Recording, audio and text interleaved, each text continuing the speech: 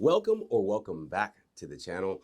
This is a different one today. I'm going to tell you something you probably don't want to hear if you've been having success with the GLP-1 medications like Mounjaro, like Ozempic, Wegovy, or Zepbound for weight loss, or even for glucose control or diabetes.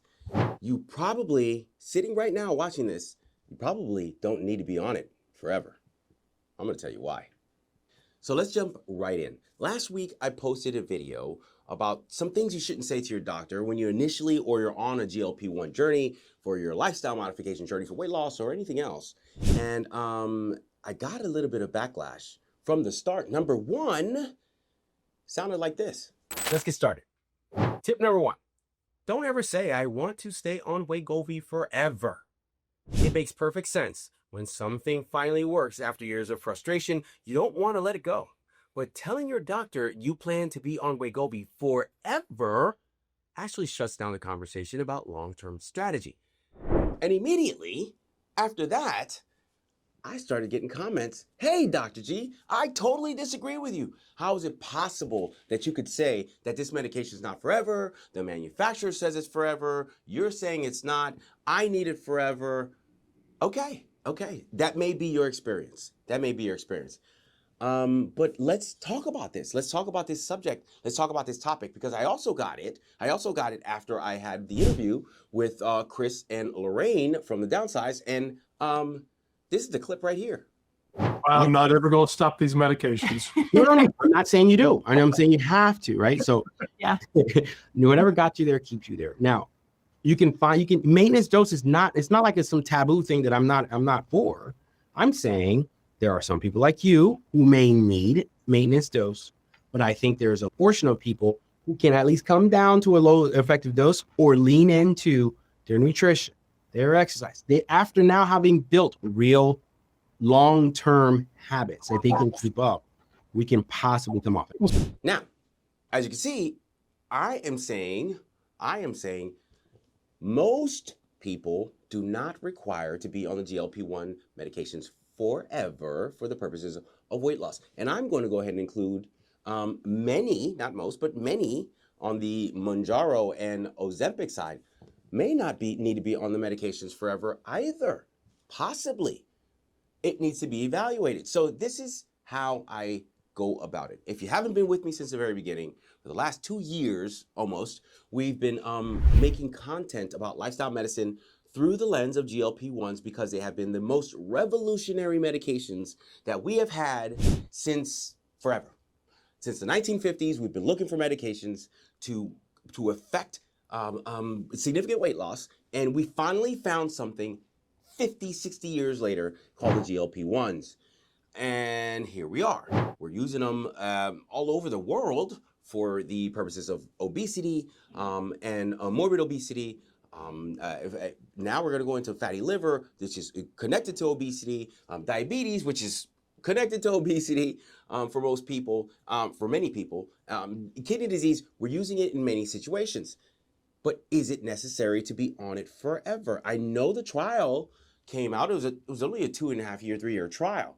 And their conclusion was like, it's a long-term forever medication.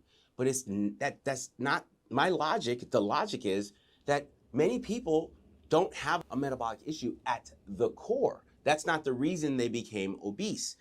Most people, and this is without any no way that you can argue this. Most people who have a problem with their weight have a problem with a lifestyle. Their lifestyle is not in tune to hold on or to keep their weight in check. And that's where the problem is. Now, the GLP-1s offer you an opportunity, a beautiful window that you can step through and get to where you need to get because it slows down it quiets the food noise. It helps you make better decisions. It helps you to, some people get energy. A lot of people get energy out of it. A lot of people get better sleep. Others don't. So the point is, it slows down one of the biggest drivers of making poor decisions in lifestyle medicine and lifestyle modifications while you make those better decisions and form better habits for a great many of people. I'm over a couple hundred patients in, consulted and treated, thousands of pounds lost, And 70%, like I said on that interview, 70% of my people are coming off or lowering to the most effective dose or only on an intermittent dose from time to time. Now, why is it this statement by me elicits such a great response in so many people? Like, what makes people do that? Because you've been fighting for this outcome for so long. And I am telling you, the thing that you believe that affected the outcome, that you feel you want to hold on to, you don't need it forever. And that is called survival brain. Your survival brain goes into defense mode. No way, Dr. G, there's no way. Fight, kicking and fighting. There's no way. You want to take away my Mounjaro. You want to take away my Zepbound. This is the first time I've ever been able to lose 30, 40 pounds. How can you do this? How can you say this? This is not true. The manufacturer says you have to be on it forever. Why are you saying different? Well, other people, if I told them they needed to be on it forever, the other people, they would say, you're in bed with Big Pharma. That's insane. So as you can see, there's two camps here. There are people that are saying that you don't need to be on it forever. Why are you telling me I need to be on it forever, doc? You must be getting paid by Big Pharma. And then we have over here, people saying, hey, Big Pharma says you're supposed to tell me I'm supposed to be on this forever. Give me my medication. I'm telling you, it's in the middle. Maybe on the side of not so much. It's in the middle. Every case needs to be evaluated on its own. I need to find out why the obesity happened. And that means a focused and individualized evaluation of your situation. Looking at how you treat nutrition, looking at what you've done for exercise, looking at what you've done for your sleep management, looking at how you handle stress, and most importantly, probably, what you do for your mental health and emotional awareness, which can trigger almost any one of those to go to the left and go wrong. And your weight starts climbing, your habits go to crap, and all of a sudden you find yourself clinging to GLP-1 because that is your savior. And really, really, your savior may be, for most people, your lifestyle habits, the things that you do. Because I know as a clinician, there are not a bunch of people coming in here with poor thyroid function or poor insulin resistance that's causing them all these problems. There may be some metabolic dysfunction, but at the core is poor because of processed foods or because of poor moving habits or too much stress or not sleeping enough, or they have bad mental health they have a bad mental health issue, which they're not addressing, which is triggering all the rest of that stuff. So when I say that I don't believe, I try to get all of my patients to goal or towards goal, during that time, I'm coaching them. Now, if you're not receiving any coaching from someone like me or another lifestyle medicine doctor or your own physician, then yeah, the GLP-1s are going to be your savior because you're not building any habits to support your health, really. You're just doing the nutrition, kind of dabbling, really. You're not really in it. You're not really jumping in because the medication is cutting your appetite. So you're just cutting calories. And then, look, I'm losing weight. I don't really, I don't want to start this exercise habit. I don't need to sleep much. I'm still losing weight. I'm feeling good. I'm all right. So if I pull that medication away, you have a huge problem because you don't have the tools. You don't have the foundation in order to maintain that new body you had. You're going to yo-yo. So even if the GLP-1s are your savior, if you feel as though that is what has gotten you to where you need to be, you've tried everything else, you've done the lifestyle medicine modification habits that I always teach, you've tried that, you've done that, and you still couldn't get to where you needed to get, then the GLP-1s, yes, maybe for you, and there's probably an underlying condition that you should be able to put a finger on, or someone should help you get to and say, this is why. Be it thyroid, be it some other metabolic disorder, be it some PCOS, something that has derailed your metabolism to the point that you cannot lose weight appropriately is the reason. Otherwise, you fall into the 80% bucket. That's just the truth. And that truth gets at your survival brain. If you're in my comment section right now burning it up, you're probably going to jump in the comment section again. That's cool. Jump in.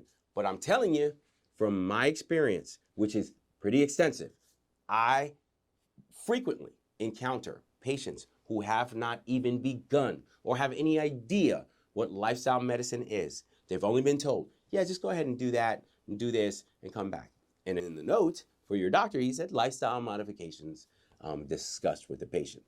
It was discussed, it was mentioned, but was it really, did we dig deep for you and what your habits are and what your calories are and what your macronutrients are, what your carbohydrate intake, protein intake, and your fats should be? How many minutes of exercise you should have? What types of minutes of exercise you have for cardiovascular? Is it stretching? Is it resistance training? How many hours of sleep you should have and what your sleep hygiene routine looks like? Did we explore sleep apnea as a possibility for your inability to lose weight? Do you have any other medications on board that may be causing you to gain weight or to eat more?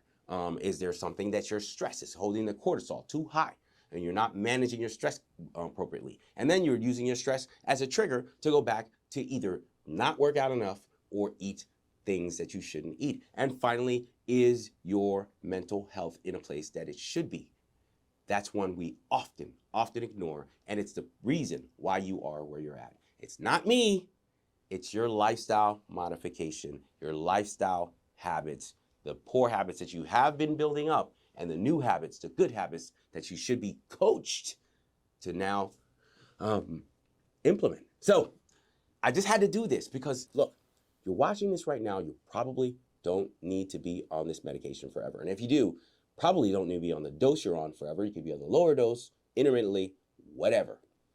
Now, if you like the tips, you like the channel, you like how I approach lifestyle modification through, healthy habits and education, go ahead, jump in and join my lifestyle modification group. It's only for women, but it's very beneficial. We have bi-monthly Q&A sessions with me directly. We're on there for about 45 minutes. I'm answering all types of questions, presenting different topics and different ways to modify your lifestyle in a healthy and long-lasting way.